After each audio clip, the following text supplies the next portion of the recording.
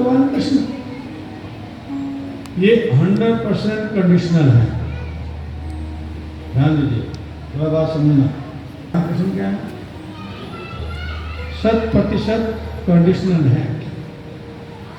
गीता में भगवान स्पष्ट कहते हैं, ये यथा मां प्रपदन्ते कांस तथैव भजामि। हे अर्जुन, जो जितनी मात्रा में मेरी शरणागति लेता है, ध्यान दीजिएगा, जितनी मात्रा में मेरी शरणागति लेता है उतनी ही मात्रा में उसको मेरी कृपा मिलती है। हरे कृष्ण। देखो भक्तों, द्रौपदी महारानी असत सभा में भगवान कृष्ण को पुकार रही थी। महाभारत में यहाँ तक कि उसने एक हाथ उठा के, एक हाथ से साड़ी पकड़ा तो एक हाथ से कर गया, तो उठा के भगवान कृष्ण को पुकार रही थी। भगवान नहीं आए, भगवान नहीं आए, भगवान को पुकार रही थी, फिर भी नहीं आए। हाथ उठा रखा था, एक नहीं उठा, एक उठा रखा। हरे कृष्ण। क्यों नहीं आए थे? क्यों नहीं आए थे? रुक्मणी, द्वारका में रुक्मणी माता ने भगवान कृष्ण को अपने दोपहर का भोजन पहुंचाया। भोजन छोड़ दिया, बड़े बेचैन है क्या था? भगवान कृष्ण का रुक्मणी, हस्तिनापुर में मेरी भक्ति द्रौपदी की लज्जा खतरे में पड़ गई है। दुशासन उसको नग्न करना चाहता है, तो मुझे सहायता के लिए पुकार रही है। वो मुझे सहायता के लिए पुकार रही है। रुक्मणी ने बोला, नाथ, यदि द्रौपदी आपको पुकार रही होता, आपकी भक्त है, तो आप उसको बचाने जाके बचाना चाहिए। आप यहाँ पे कर रहे हो, आप जाकर शिक्षा कीजिए।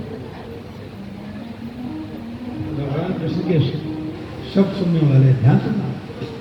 भगवान कृष्ण कहते हैं, रुक्मणी, देवी रुक्मणी, मैं हस्तिनापुर में जाकर के द्रौपदी की लाज बचाना चाहता हूँ, लेकिन मैं मजबूर हूँ।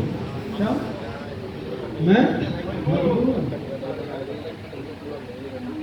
रुक्मणी माता ने पूछा,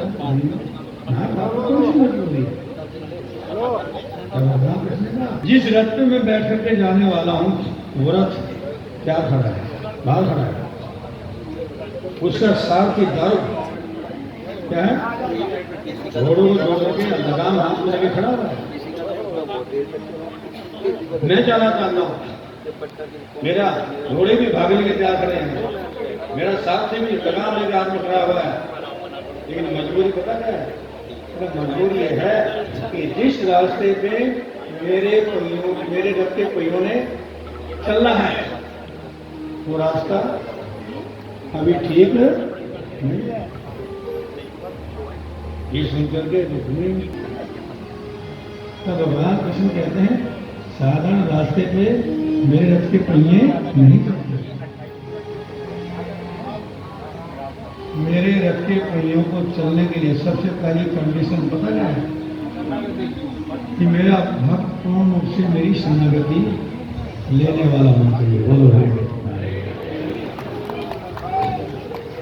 जब तक कोई मेरी पूर्ण शरणागति नहीं लेता, तब तक मेरे रथ के पहियों पे चलने का रास्ता तैयार नहीं होता।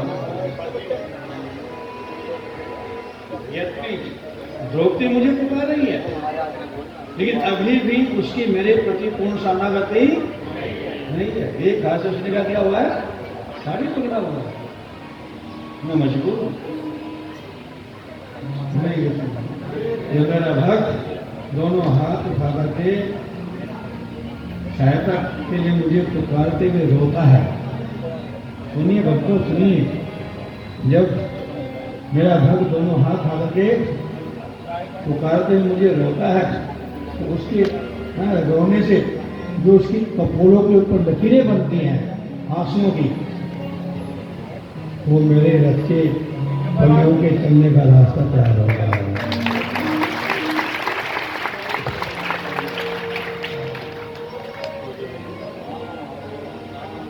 इस बात को सुनते ही रुक्मणी माता जी चौंक गए, अपने हाथ का कमल का फूल फेंक दिया। रुक्मणी जी ने, लक्ष्मी जी है ना, अपने हाथ का कमल का फूल फेंका, तुरंत वो फूल जाकर टकरा किसको? द्रौपदी को। बिन सत्संग विवेक ना हो। जीवन में आप कितने पढ़े लिखे हो, क्या हो, इसी को वैल्यू नहीं है। भक्ति में चीजों को वैल्यू नहीं है। भक्ति में इसी वैल्यू है, आप संत महात्माओं के, गुरुजनों के प्रति कितने शरणागत हैं। अनपढ़ लोगों ने भगवान को पा लिया तो पढ़े लिखे लोग ही रह गए। बोलो हरे कृष्ण, हरे कृष्ण।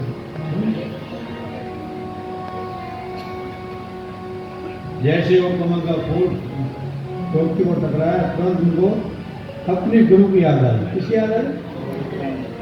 जब द्रौपदी ने श्री वशिष्ठ मुनि जी को अपना गुरु बनाया था, तो श्री वशिष्ठ मुनि ने उसी समय सावधान किया था, बेटी मैं देख रहा हूं भविष्य में तुम्हारी लज्जा खतरे में पड़ेगी, मैं तुम्हें अभी सावधान किए देता हूं, उस समय तुम्हें कोई बचाने वाला नहीं मिलेगा। तुम हरि को पुकारना। किसको पुकारना? भगवान हरि की शरणागति लेकर के उनको पुकार देना, वो तुम्हारी रक्षा करेंगे। भक्तों, भगवान श्री कृष्ण का एक नाम है हरि। क्या? हरति इति हरि, जो हमारे जन्म मृत्यु जरा व्याधि को हर लेते हैं, इनका नाम क्या है? हरि। जो हमारे कष्टों को हर लेते हैं, इनका नाम क्या है? हरि।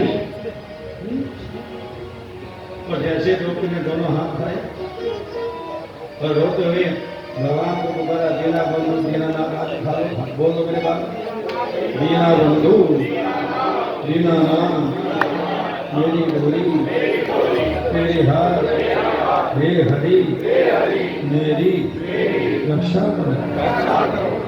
अब क्या माना? जैसे ही रोते रोते दोनों हाथ आगे द्रौपदी ने भगवान कृष्ण को पुकारा, हरि को पुकारा, कौन आए थे? भगवान श्री कृष्ण साड़ी का रूप लेकर के उससे निपट गए थे। 10,000 हाथियों का बल रखने वाला दुशासन साड़ी को खींच खींच करके थक गया। 1 लाख सोने की चेयर बिछी हुई थी उस सभा में। कितनी?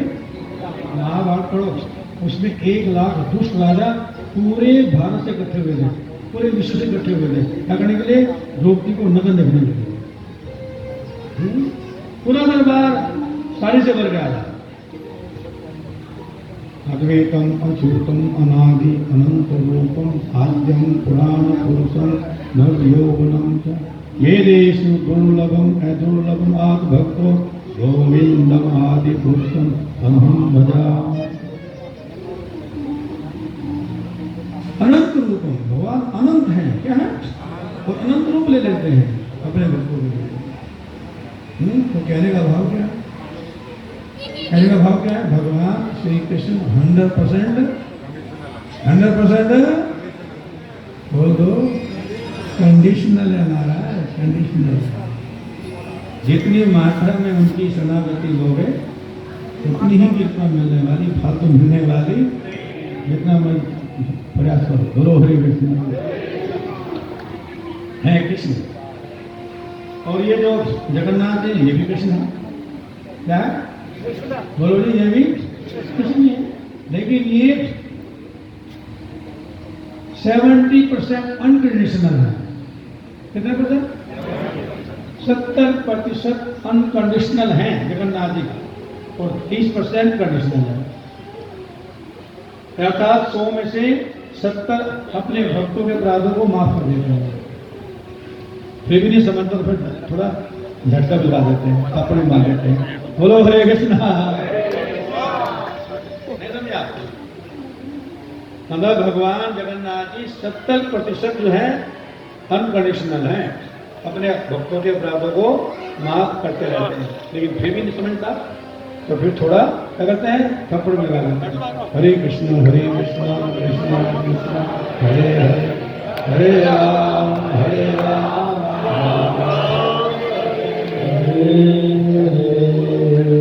समझ में आ रहा नहीं समझ में आ रहा?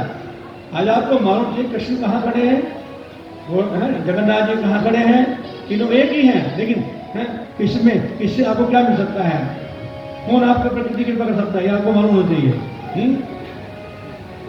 और फिर जो चैतन्य महाप्रभु है, जो गंगा महाप्रभु है, वो कौन है? वो कौन है? वो भी कृष्ण है। वो भी कौन है? वो भी कृष्ण है, लेकिन वो दीना हीना यत शिवो हरि नाम उधारियो, वो 100% अनकंडीशनल है। कितने परसेंट? बोलो जी। वो अपने भक्तों को अपराधों की तरफ देखते ही नहीं है।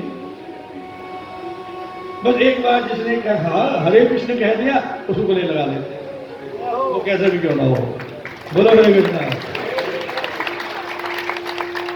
भैया एक बार किसी ने प्रेम से हरे कृष्ण बोल दिया, हाँ, गुरु महापुरुष क्या करते हैं? गले लगा लेते हैं। आज भैया जान तो मेरे मेरे मेरे मेरे स्वामी के भक्त और मेरे गले लगा हरे कृष्ण। गुरु महाप्रभु चैतन्य महाप्रभु 100% अनकंडीशनल है ना। अपने भक्तों के पापों की तरफ उनका ध्यान जाता ही नहीं है। बस ये देखते हैं कि मेरा भक्त क्या कर रहा है, क्या कर रहा है, हाँ, मेरा भजन कर रहा है, बस इसी में हरे हरे पुस्तक के पर उठा रहे। सुबुद्धि राय जी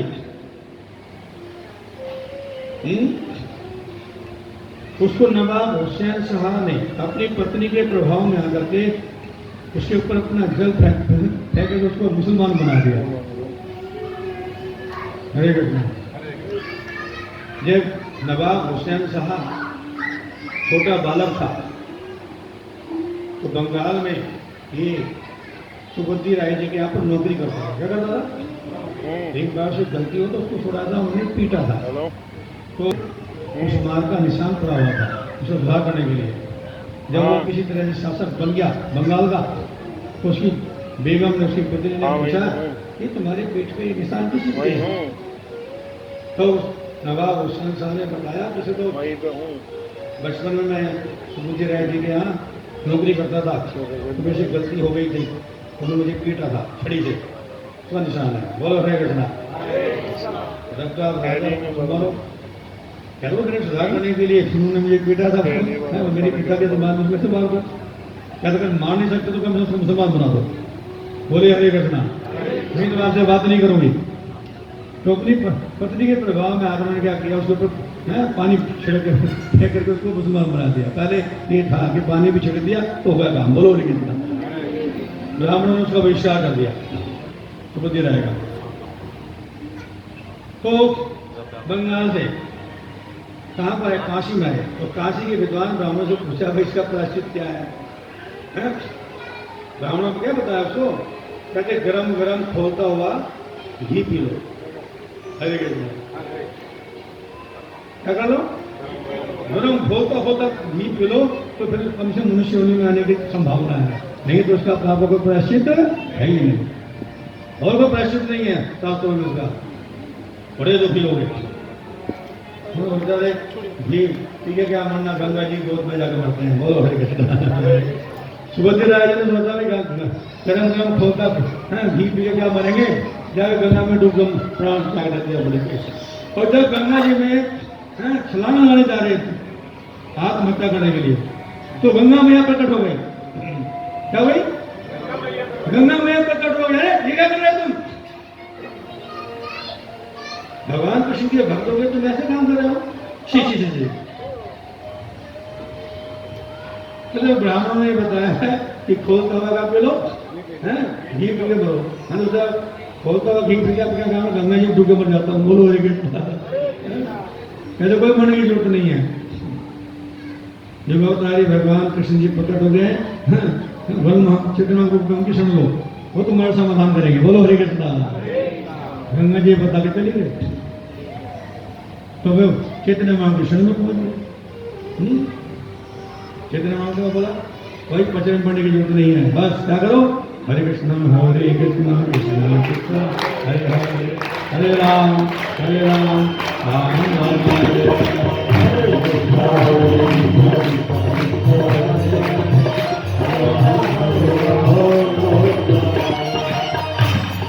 कितने नाम ने कहा हे सुपति राय, एक भगवान कृष्ण के नाम में इतनी शक्ति है कि वह जीव कितने पाप नष्ट कर सकता है कि जितना जीव पाप कर भी नहीं सकता है। क्या बोला? एक भगवान कृष्ण के नाम में क्या है? इतनी शक्ति है कि जीव उतने पाप बोलो कर भी नहीं सकता। हरे कृष्ण। पापों को नष्ट करने के लिए हरिनाम करने की जरूरत नहीं है, वो तो एक हरिनाम चल जाएगा। हम तो हरिनाम इसलिए नफरत करते हैं क्योंकि हमें भगवान का प्रेम पाना है। प्रेमा कुमार तुम हमारे मनुष्य जीव का लक्ष्य पापों से मुक्ति पाना नहीं है। हमारे मानव जीव का लक्ष्य है क्या करना? भगवान का प्रेम प्राप्त करना, कृष्ण का प्रेम प्राप्त। और कृष्ण का प्रेम प्राप्त होगा जब हम उनके आदेश का क्या करते हैं? पालन करेंगे। एक पतिव्रता स्त्री को अपने पति का प्रेम तब मिलता है जो शरणागत भाव से अपनी पति की आज्ञा का करती है, पालन करती है। बोलो हरे कृष्ण। और भगवान कृष्ण ने क्या कहा? सततम कीर्तयन्तो मां। अगर मेरा प्रेम प्राप्त करना है तो हमेशा मेरा कीर्तन करते रहो, नाम जपते रहो, हरे काम करते रहो, काम जपते रहो, काम करते रहो, नाम जपते रहो, काम करते रहो, नाम जपते रहो,